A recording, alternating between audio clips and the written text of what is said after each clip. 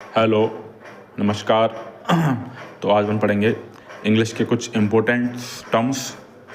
सबसे पहला है न्यूमेटिक्स। न्यूमेटिक्स का मतलब होता है study of coins and medals. दूसरा है इकोलॉजी। इकोलॉजी का मतलब होता है स्टडी ऑफ एनवायरनमेंट। एनवायरनमेंट यानी कि अपने आसपास जो पर्यावरण है उसकी पढ़ाई को क्या बोलते हैं बेटे अपन? इकोलॉजी। दूसरा है पेरिनोलॉजी। पेरिनोलॉजी का मतलब होता है स्टडी ऑफ स्कल यानी कि अपने ब्रेन की पढ़ाई। तीसरा है बेटे फिलॉजी। फिलॉजी का मतलब होता है स्टडी ऑफ लैंग्वेज, जो भी लैंग्वेजेस हैं उनकी स्टडी करना। पांचवा है पोमोलॉजी। पोमोलॉजी का मतलब होता है स्टडी ऑफ फ्रूट्स यानी कि जितने भी फल हैं उनकी स्टडी करना बेटे। छठवा है रेडियोलॉजी। रेडियोलॉजी का मतलब होता है स्टडी ऑफ रेडियो एक्टिविटी यानी कि जो रेडियो की एक्टिविटी हैं उनको पढ़ना। सातवां है लेक्सियोग्राफी। लेक्सियोग्राफी मतलब होता है डिक्शनरी कंप्लीशन यानी कि डिक्शनरी का कंप्लीशन।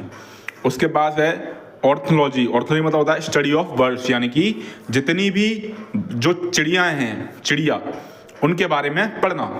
नौवां है बेटे पेलेंटोलॉजी। पेलेंटोलॉजी मतलब होता है स्टडी ऑफ फॉसिल्स। उसके बाद है सिम्सोलॉजी। क्या है? सिम्सोलॉजी। सिम्सोलॉजी मतलब है स्टडी ऑफ अर्थक्वेक। अर्थक्वेक यानी कि जो भी बेटे अपने भूकंप वगैरह आते हैं उसकी पढ़ाई करना, उसको अपन क्या बोलते हैं? Study of earthquake. ठीक है, have a good day. Hello, नमस्कार। तो आज हम पढ़ेंगे इंग्लिश के कुछ इम्पोर्टेंट टर्म्स। सबसे पहला है न्यूमेटिक्स। न्यूमेटिक्स का मतलब होता है study of coins and medals. दूसरा है इकोलॉजी।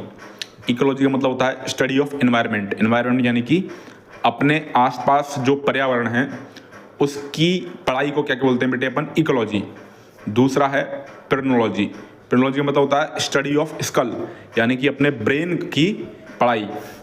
तीसरा है बेटे फिलॉजी। फिलॉजी का मतलब होता है स्टडी ऑफ लैंग्वेज, जो भी लैंग्वेजेस हैं उनकी स्टडी करना। पांचवा है पोमोलॉजी। पोमोलॉजी का मतलब होता है स्टडी ऑफ फ्रूट्स यानी कि जितने भी फल हैं उनकी स्टडी करना बेटे। छठवा है रेडियोलॉजी। रेडियोलॉजी का मतलब होता है स्टडी ऑफ रेडियो एक्टिविटी यानी कि जो रेडियो की एक्टिविटी हैं उनको पढ़ना। सातवां है लेक्सियोग्राफी। लेक्सियोग्राफी मतलब होता है डिक्शनरी कंप्लीशन यानी कि डिक्शनरी का कंप्लीशन। उसके बाद है ऑर्थोलॉजी। ऑर्थोलॉजी मतलब होता है स्टडी ऑफ बर्ड्स यानी कि जितनी भी जो चिड़िया हैं, चिड़िया, उनके बारे में पढ़ना। नौवां है बेटे पेलेंटोलॉजी। पेलेंटोलॉजी मतलब होता है स्टडी ऑफ फॉसिल्स। उसके बाद है सिम्सोलॉजी। क्या है? सिम्सोलॉजी। सिम्सोलॉजी मतलब है स्टडी ऑफ अर्थक्वेक। अर्थक्वेक यानी कि जो भी बेटे अपने भूकंप वगैरह आते हैं उसकी पढ़ाई